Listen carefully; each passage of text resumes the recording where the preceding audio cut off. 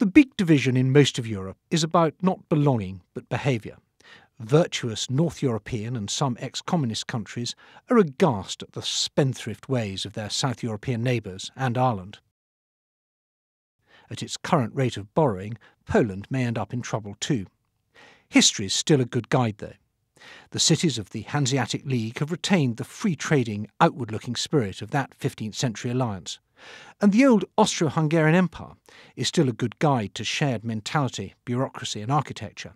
Czechs get on much better with Austrians than with Germans.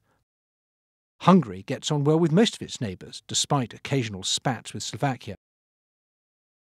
Austria used to be a bit standoffish, but now finds its neighbours a splendid counterweight to those smug Germans. But the countries that escaped the Soviet Empire have mostly shed that old legacy eagerly. Estonia still refers to its time under Swedish rule as the Golden Age, even though it ended in 1721. Sweden's other neighbours are less nostalgic.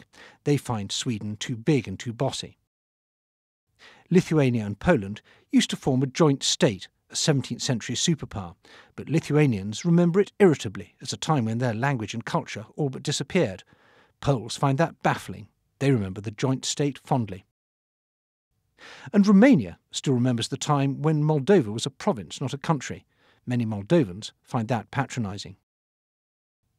Turkey's empire in Europe used to be huge, but like Russia's, it's left little in the way of cultural or political ties.